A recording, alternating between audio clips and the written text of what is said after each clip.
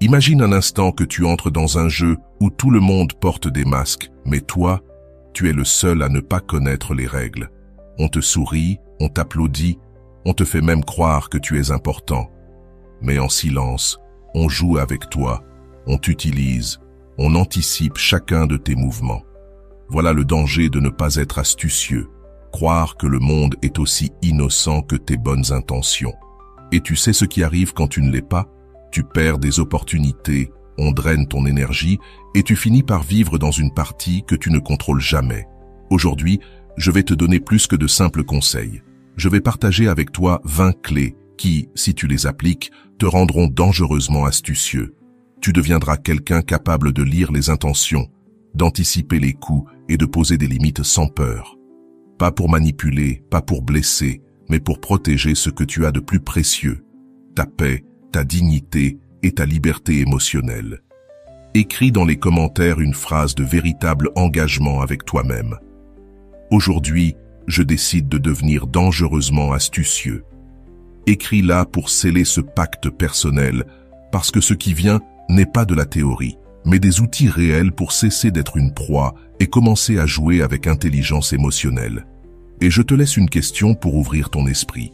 Combien de fois as-tu senti que quelqu'un t'utilisait simplement parce que tu n'as pas su lire ses intentions à temps? Reste bien jusqu'à la fin, car aujourd'hui, je te promets que cette histoire peut changer pour toujours. Première clé, apprends à écouter ce qui ne se dit pas.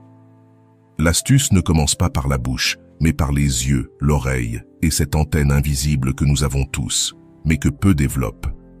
La plupart s'obsèdent avec les mots, alors que les mots peuvent être les plus grands mensonges.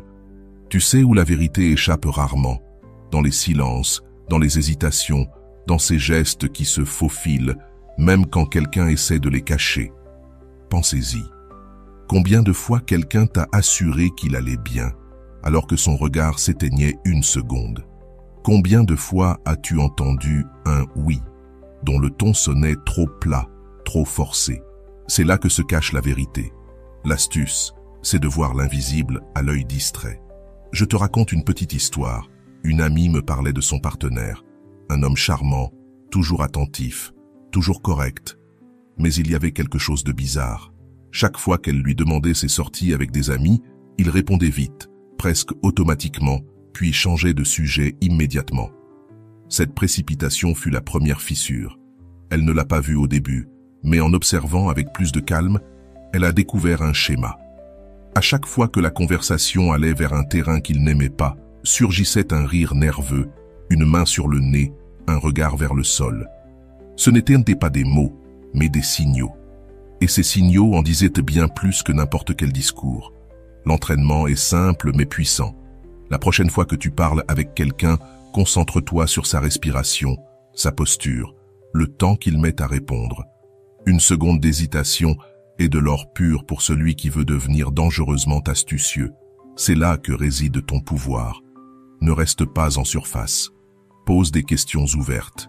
Laisse des silences et observe comment l'autre réagit dans ce vide. Le silence est un détecteur de vérité. Quand quelqu'un n'a rien à cacher, il répond calmement. Mais quand il cache quelque chose, le silence devient une torture et tu le vois dans son corps, dans son regard, dans ses gestes. Pour ne pas rester dans la théorie, voici 3 phrases ancrage que tu dois répéter comme un mantra. Je comprends et le non reste. Je ne vais pas discuter. La règle est celle-ci. D'abord ceci, ensuite cela. Des phrases courtes, claires, sans fioritures. Elles ne se négocient pas, elles ne s'expliquent pas trop. Elles fonctionnent parce qu'elles posent une limite directe et ferme, sans avoir besoin d'élever la voix. Avant de continuer, si tu n'es pas encore abonné à ma chaîne YouTube, je t'invite à le faire dès maintenant. En t'abonnant, tu seras informé de toutes mes nouvelles vidéos, ce qui te permettra de ne rien manquer de contenu précieux.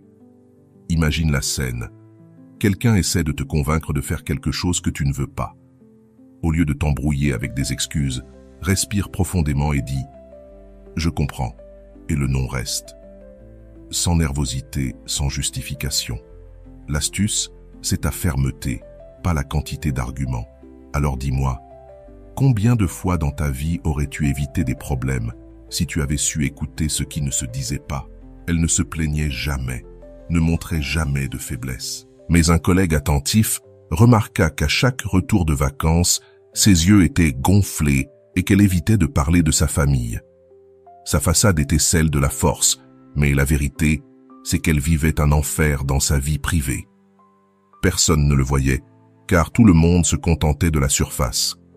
Seul celui qui sut lire les signaux découvrit que derrière le sourire, il y avait de la douleur. La masque sociale peut être charmant, séduisant, brillant, mais il y a toujours une fissure par laquelle le réel s'échappe.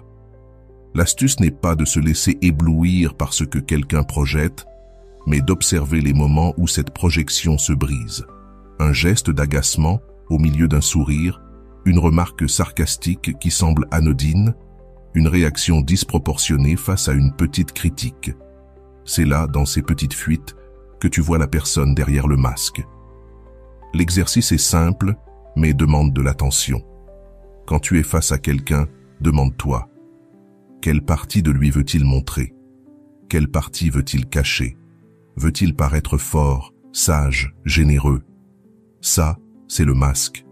Puis demande-toi, quels signes subtils contredisent cette image? Ces contradictions, c'est de l'or pour l'esprit astucieux. Tes phrases ancrées deviennent alors des armes de clarté. Je comprends. Et cela ne change rien. Je ne vais pas discuter. La règle est simple. D'abord ceci, ensuite cela. Car, pendant que les autres se perdent dans leur théâtre personnel, toi, tu restes centré et calme. Quelqu'un m'a dit un jour, « Le plus dangereux, ce n'est pas que les gens mentent, mais qu'ils jouent si bien leur rôle que tu ne soupçonnes rien. » Voilà pourquoi l'astuce ne consiste pas à se méfier de tout le monde, mais à ne rien prendre pour acquis. Observer, comparer, douter un peu. Voilà la vraie protection contre la naïveté. Et je te pose une question qui fait réfléchir.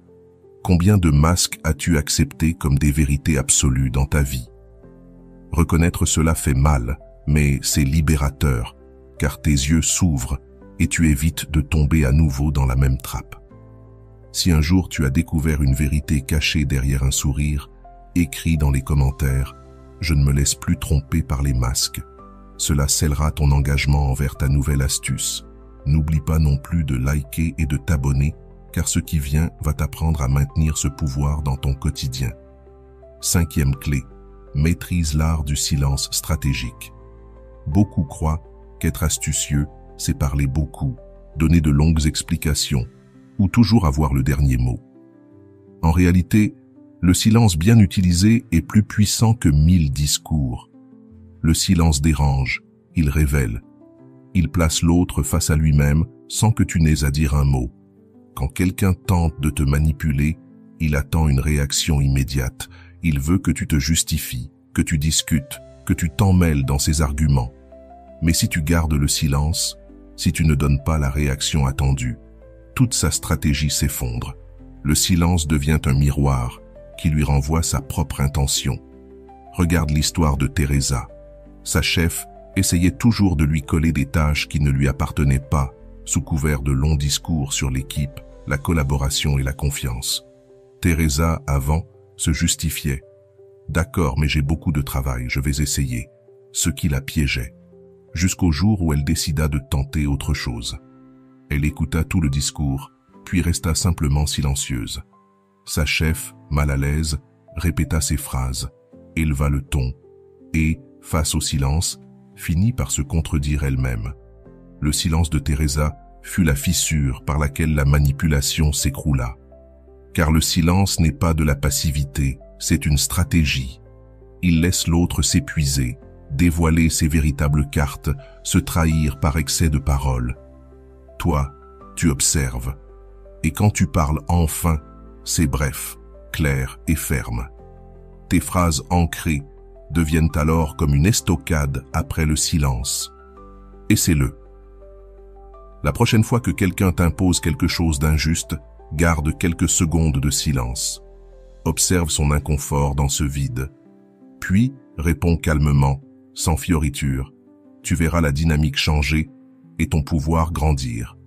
6e clé, Protège ton énergie comme si c'était de l'or. Une personne astucieuse ne se disperse pas dans toutes les batailles. Elle ne donne pas son attention à n'importe qui. Elle sait que son énergie émotionnelle, mentale et physique est limitée, et que la gaspiller pour ceux qui ne la valorisent pas revient à verser de l'eau dans un désert sans fin. La naïveté te pousse à trop donner. L'astuce, elle, t'apprend à choisir où investir. Prends l'exemple de Julio. C'était l'homme toujours disponible. Il écoutait les amis qui ne l'appelaient que pour se plaindre, prêtait de l'argent qu'on ne lui rendait jamais, réglait des problèmes familiaux qui ne le concernaient pas. À la fin de la journée, il était épuisé, de mauvaise humeur, et avec l'impression que personne ne ferait jamais pareil pour lui. Un jour, il en eut assez. Il changea les règles du jeu. Il commença à dire « je ne peux pas », à disparaître des conversations qui le vidaient. Étrangement, beaucoup de ses soi-disant amis cessèrent de le chercher. La leçon était claire. Il ne l'avait jamais voulu pour ce qu'il était, mais pour ce qu'il donnait. Être astucieux, c'est repérer les voleurs d'énergie et leur fermer la porte. Tes phrases d'ancrage t'y aident encore. Je comprends, et cela ne change rien. Je ne vais pas discuter. La règle est simple. D'abord ceci, ensuite cela. Fais cet exercice simple. Pendant une semaine, chaque soir, trace 2 colonnes. Dans la première, note les personnes et situations qui t'ont donné de l'énergie. Dans la seconde, celles qui te l'ont volée. Après 7 jours, tu auras une carte claire de tes pertes vitales. Ton astuce sera alors de protéger la première colonne et de réduire la seconde au minimum. Alors réfléchis, à qui offres-tu aujourd'hui ton énergie alors qu'il ne mérite même pas une étincelle de celle-ci? Le reconnaître peut faire mal, mais c'est libérateur. Car poser une limite, ce n'est pas perdre, c'est gagner de l'espace pour toi, pour ta croissance, pour ce qui compte vraiment. Si cette idée t'a parlé, écris dans les commentaires « Mon énergie est à moi, je ne la donne pas ». Ce sera ton premier acte d'astuce consciente. Comprendre que rien dans la vie n'est totalement gratuit est une leçon essentielle. Beaucoup de personnes offrent leur aide, leur compagnie ou leur soutien, mais en réalité, elles attendent souvent quelque chose en retour, même si elles ne le disent jamais à voix haute. La naïveté, c'est croire que tout ce que tu reçois est pur et désintéressé. L'astuce, au contraire, c'est savoir que chaque geste peut cacher une facture émotionnelle. Laisse-moi te partager une micro-histoire. Martha avait une voisine qui lui apportait régulièrement du pain frais en lui disant « C'est pour toi, parce que je t'aime bien ». Martha, reconnaissante, commença à lui faire confiance. Mais un jour, cette voisine lui demanda de signer comme témoin dans une affaire légale qu'elle ne comprenait pas vraiment. « Ce n'est qu'un petit service », dit-elle.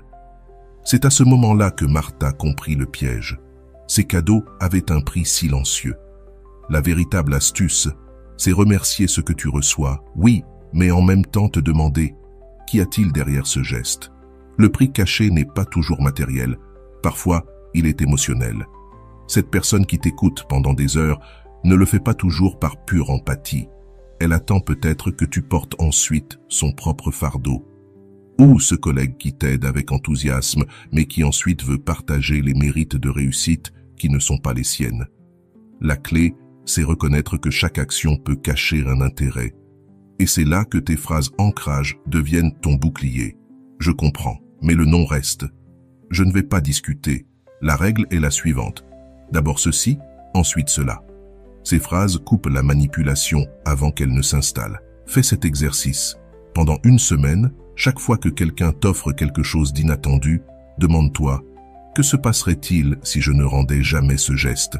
Serait-il ou elle toujours aussi aimable ?» Si la réponse est non, tu as déjà découvert le prix caché. Et voici une réflexion pour toi. Combien de fois as-tu accepté quelque chose qui semblait un cadeau pour découvrir ensuite que tu étais enchaîné à une obligation? Voilà la trappe que l'astuce désactive. Si tu t'es reconnu dans cela, écris en commentaire « Je n'accepte pas de faveur avec des chaînes ». 9e clé, apprends à détecter le chantage émotionnel déguisé en amour. C'est l'un des jeux les plus dangereux parce qu'il se cache derrière des phrases douces, des gestes de tendresse ou des attitudes qui semblent affectueuses, mais qui ne sont que des chaînes invisibles. Le chantage émotionnel, c'est cette voix qui dit « Si tu m'aimais, tu ferais ça pour moi » ou encore « Après tout ce que j'ai fait pour toi, comment peux-tu me refuser? Micro-histoire. Lucia. Sa mère lui répétait sans cesse, « J'ai tout sacrifié pour toi, alors maintenant, tu dois être à mes côtés chaque fois que je te le demande. » Au début, Lucia voyait cela comme de l'amour et de la gratitude. Mais avec le temps, elle comprit que ce sacrifice était une excuse parfaite pour la contrôler, limiter sa liberté et manipuler ses décisions. Le véritable amour ne se facture pas, il n'impose pas de dette cachée. L'amour qui fait du chantage est simplement un déguisement du contrôle. L'astuce, ici, c'est de ne pas te laisser piéger par la culpabilité, car c'est la monnaie préférée du manipulateur, te faire croire que tu es toujours en dette. Si tu veux être dangereusement astucieux, tu dois t'entraîner à entendre ces phrases sans réagir avec docilité. Respire, observe et réponds avec clarté. Je comprends, mais le non reste. Cette simple ligne brise le cycle parce qu'elle montre que tu refuses d'acheter la dette qu'on essaie de t'imposer. Et ce chantage ne se limite pas à la famille.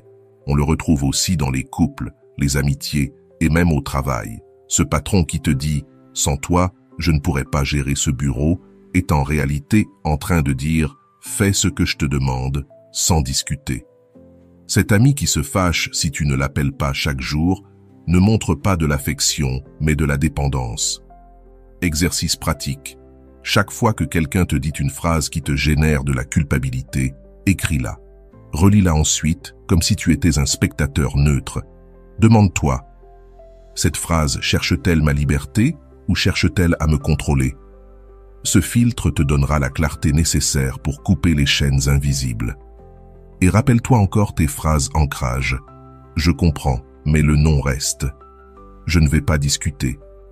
La règle est la suivante. D'abord ceci, ensuite cela.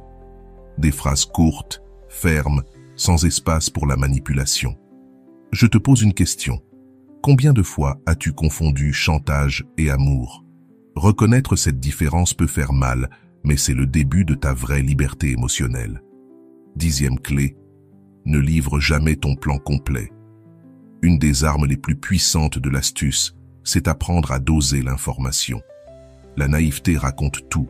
Ce que tu penses, ce que tu rêves, ce que tu feras, étape par étape. Résultat, les autres connaissent ta carte et savent où te frapper. L'astuce, elle, consiste à montrer seulement ce qui est nécessaire et à garder le stratégique. Imagine un joueur d'échecs qui révèle chaque coup avant de bouger sa pièce. Que se passerait-il? L'adversaire s'adapterait immédiatement et gagnerait sans difficulté. Dans la vie, c'est pareil. Quand tu dévoiles tous tes plans, tu donnes aux autres le pouvoir de te bloquer, de te copier ou de te devancer. Micro-histoire. Roberto. Il avait un nouveau projet professionnel et, tout excité, il en parla à tout le monde. Un collègue prit son idée, la présenta comme sienne et reçut tous les honneurs. Roberto apprit à la dure que ses cartes devaient rester cachées. Désormais, il ne partage que l'essentiel, et seulement avec les bonnes personnes. La règle est simple, parle de ce que tu as déjà accompli, pas de ce que tu es en train de préparer. Montre des résultats, pas des projets incomplets. Ce n'est pas du secret, c'est de la stratégie. Et quand quelqu'un insiste pour en savoir plus, utilise tes phrases ancrage comme mur protecteur. Je comprends, mais le non reste. Je ne vais pas discuter. La règle est la suivante. D'abord ceci, ensuite cela. Essaie ceci pendant 1 mois. Engage-toi à ne révéler tes plans futurs qu'à une seule personne de totale confiance. Tu verras ton environnement changer, moins d'interférences, moins de critiques inutiles et plus de contrôle sur tes pas. Cette réserve est ta force. Alors dis-moi, combien d'opportunités as-tu perdues pour avoir parlé trop tôt? Promets-toi de ne plus jamais offrir cet avantage gratuitement. Si tu t'identifies, écris en commentaire « Mes plans sont à moi, les résultats se montrent ». Mets un like à cette vidéo et abonne-toi parce que les prochaines clés vont faire passer ton astuce à un niveau encore plus élevé. Face aux autres, si tu avais été astucieux, tu aurais demandé « Et toi, que proposes-tu pour l'améliorer ?» Cette simple question dévoile immédiatement l'absence d'intention réelle. Voilà la clé. Questionne toujours l'intention. Une critique constructive vient avec des exemples, des alternatives et un vrai désir de t'aider. Une attaque déguisée en conseil, elle, ne cherche qu'à blesser sans rien apporter de concret. Être dangereusement astucieux, c'est ne pas avaler n'importe quelle opinion comme une vérité. C'est là que tes phrases ancres deviennent ton rempart. Je comprends et le non reste. Je ne vais pas discuter. La règle est simple. D'abord ceci, ensuite cela. Tu n'as rien à prouver face à une attaque. Si la critique n'a pas de substance, laisse-la tomber comme une pierre dans l'eau, sans écho, sans poids. Fais l'exercice pratique. Pendant 3 jours, écoute toutes les critiques que tu reçois et classe-les en 2 groupes. Celles qui t'ont donné une idée pour grandir et celles qui n'ont fait que te rapetisser. Tu verras que le second groupe est bien plus grand que tu ne l'imaginais. Voilà la preuve que tu as besoin de ton filtre astucieux. Maintenant, pose-toi cette question. Combien de fois as-tu laissé un commentaire malveillant ruiner ta confiance? Si tu y réponds avec honnêteté, tu seras prêt à ne plus céder ton pouvoir aussi facilement. Et si tu as déjà souffert d'une critique déguisée en conseil, écris en commentaire « Je ne m'intoxique plus avec des critiques vides ». 13e clé, détecte le favori empoisonné. Certaines personnes s'approchent de toi avec une aide apparemment noble, mais leur véritable but est de t'attacher à une dette invisible. Elles maquillent leurs gestes en générosité, alors qu'au fond, elles veulent faire de toi le prisonnier de leur faveur. Être dangereusement astucieux, c'est savoir distinguer le favori pur du favori qui cache une chaîne. Exemple, Laura traversait une période financière difficile. Une collègue de travail lui a proposé un prêt sans intérêt. Reconnaissante, Laura a accepté. Au début, cela semblait être un geste solidaire, mais très vite, sa collègue s'est sentie autorisée à juger sa vie personnelle, critiquer ses choix et exiger sa présence dans des moments où Laura n'en avait aucune envie. Le prix caché n'était pas l'argent, mais le contrôle. La règle est simple.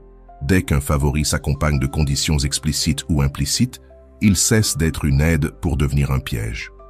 L'ingénu accepte aussitôt, l'astucieux observe et se demande « Que cache ce geste? Qu'attend vraiment cette personne de moi ?» Tes phrases ancres restent ton antidote. Je comprends, et le non reste. Je ne vais pas discuter, la règle est simple. D'abord ceci, ensuite cela. Parce qu'un favori sincère n'a pas besoin de contrat caché. Et si quelqu'un se fâche parce que tu refuses son aide, tu as déjà la preuve que son intention n'était pas pure. Exercice. Avant d'accepter une aide, réponds intérieurement à cette question. Si je ne rendais jamais ce favor, cette personne resterait-elle aussi aimable? Si la réponse est non, alerte rouge. Maintenant, réfléchis. Combien de favoris as-tu acceptés qui se sont transformés en chaînes? Reconnaître cela est ton premier pas pour ne plus tomber dans le piège. 14e clé, utilise le doute à ton avantage.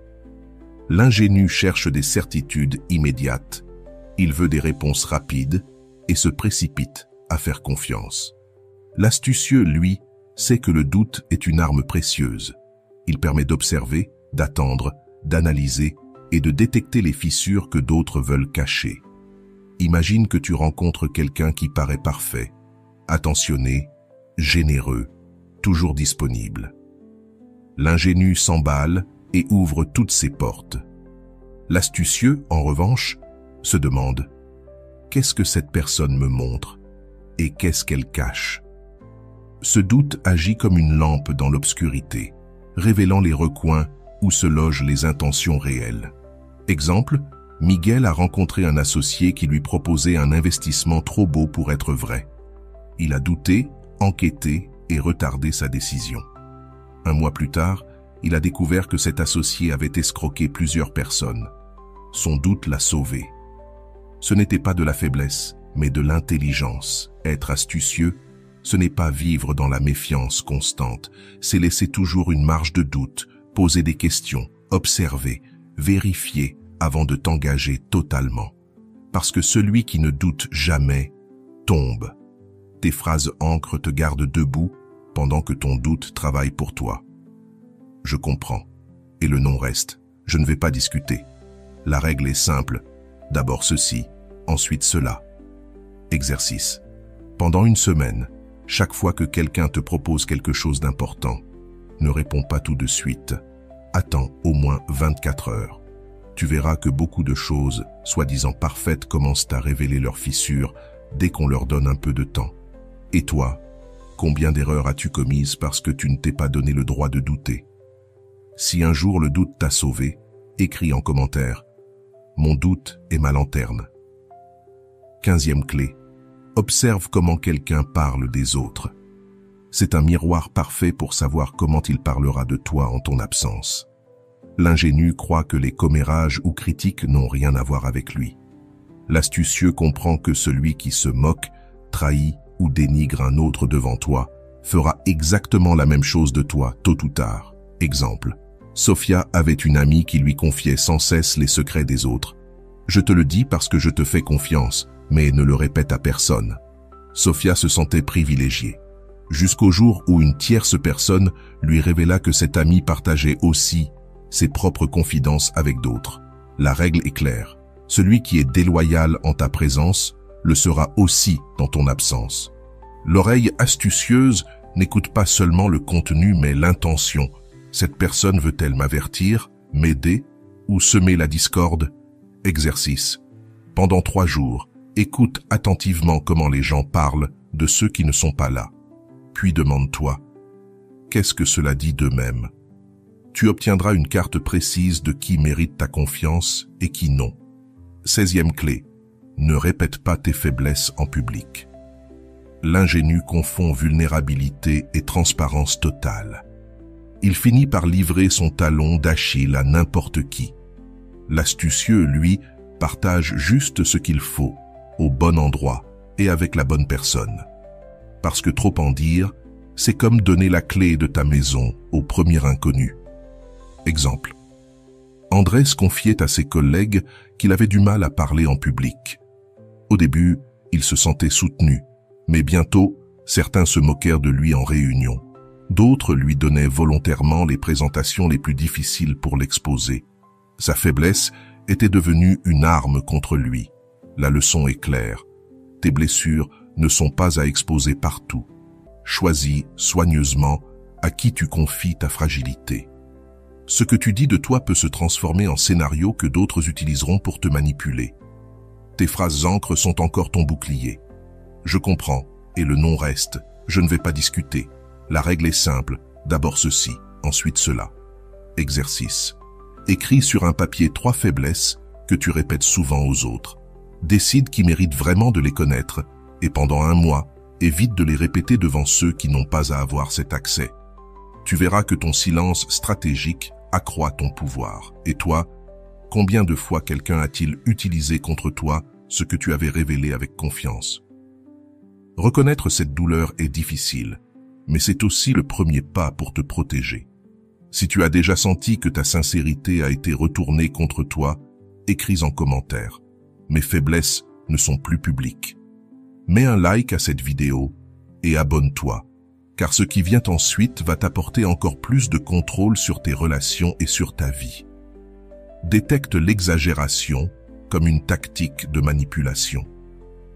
Beaucoup de personnes, lorsqu'elles veulent te convaincre de quelque chose, ne se limitent pas à donner des faits ou des raisons. Elles gonflent l'histoire, ajoutent du drame ou transforment quelque chose de petit en quelque chose d'énorme. L'ingénu se laisse porter par l'émotion du récit. L'astucieux, en revanche, comprend que l'exagération n'est souvent qu'un écran de fumée pour cacher une véritable intention. Laisse-moi te partager une micro-histoire. Karina avait un collègue qui demandait toujours de l'aide au travail, mais il ne disait jamais simplement « J'ai besoin de soutien sur ce rapport ». Non, il ajoutait du drame. « Si tu ne m'aides pas, tout le projet s'effondre, je vais être licencié et ce sera de ta faute ».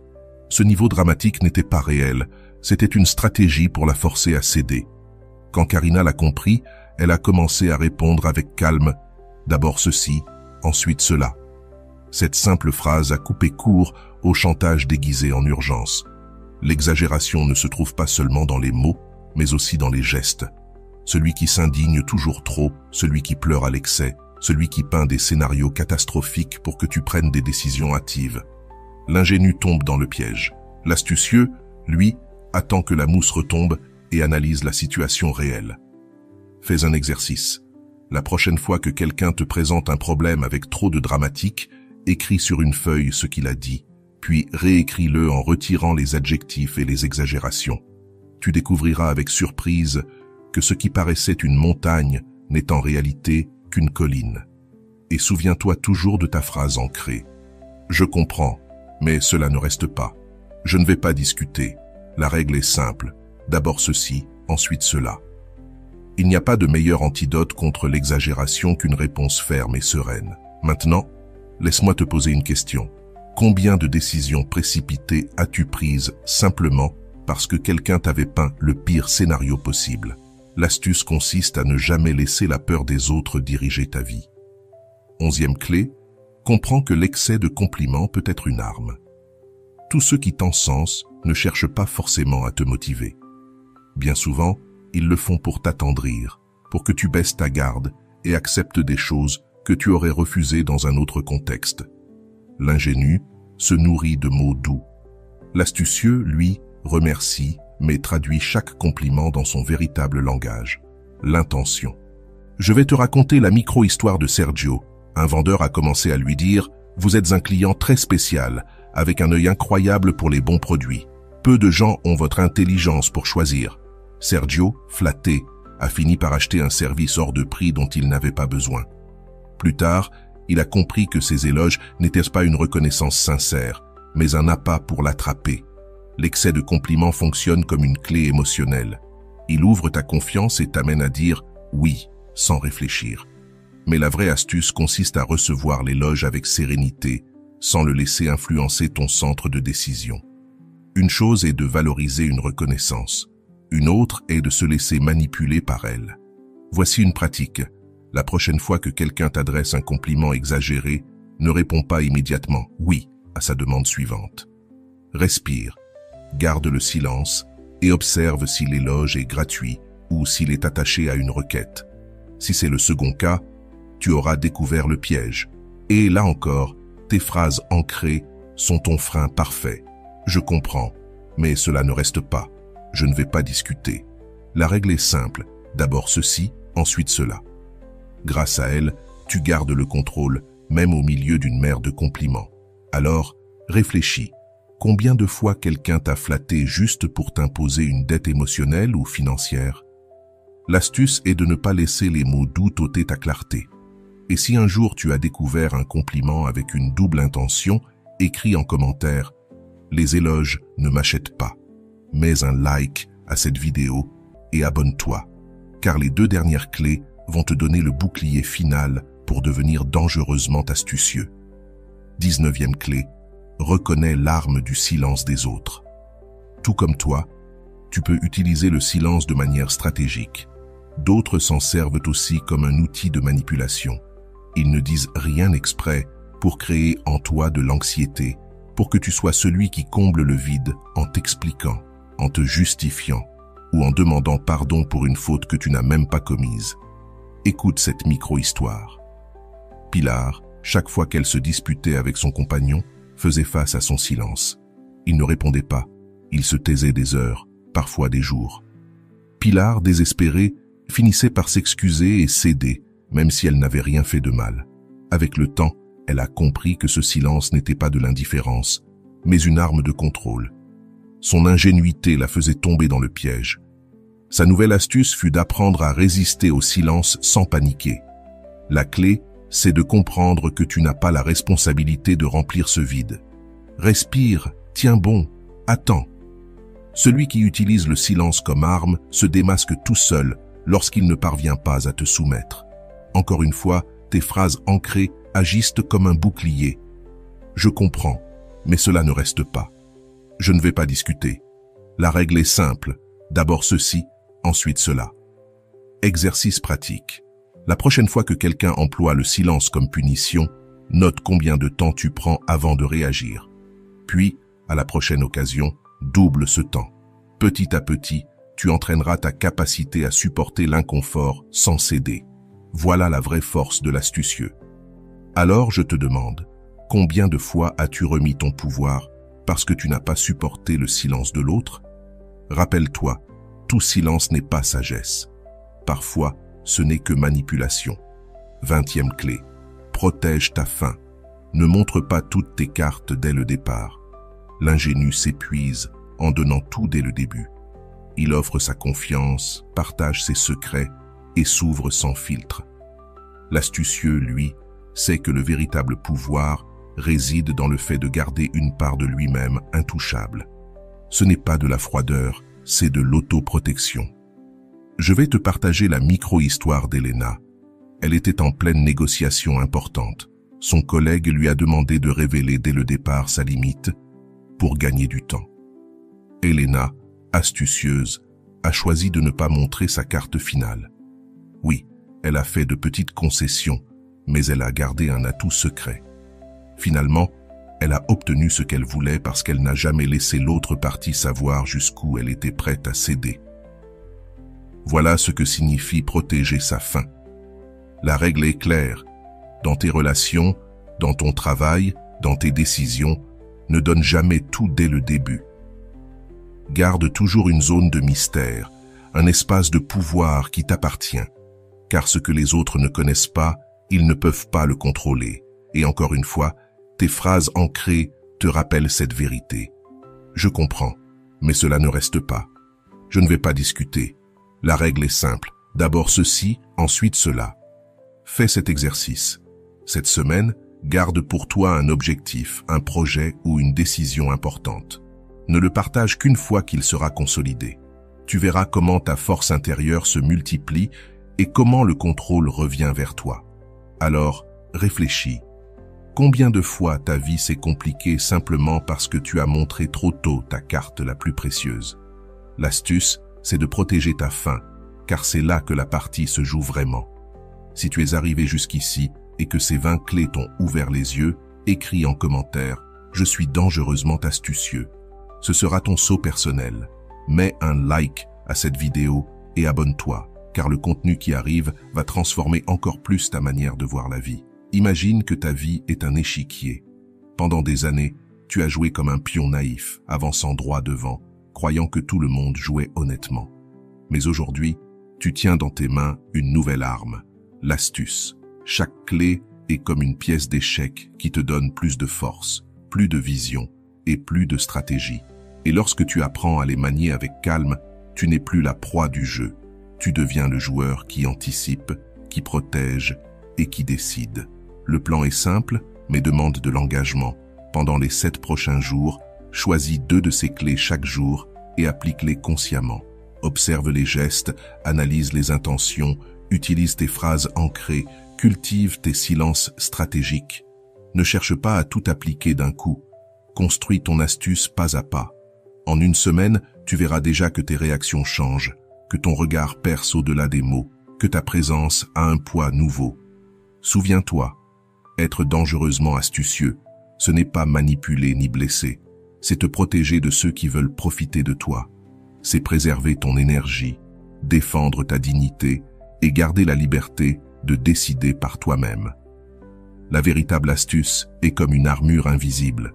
Personne ne la voit, mais elle te protège dans chaque bataille, chaque conversation, chaque relation. Sans elle, tu es vulnérable. Avec elle, rien ni personne ne peut t'attraper par surprise. Alors je te pose une dernière question. Es-tu prêt à enfiler cette armure et à marcher avec elle chaque jour? Si ta réponse est oui, écris en commentaire. Je joue avec astuce, je vis en liberté. Ce sera ton pacte final avec toi-même. Mets un like, partage cette vidéo avec quelqu'un qui en a besoin et abonne-toi pour continuer à recevoir ces outils qui transforment non seulement ton esprit, mais aussi ta vie. Le jeu a changé. Maintenant, le joueur, c'est toi.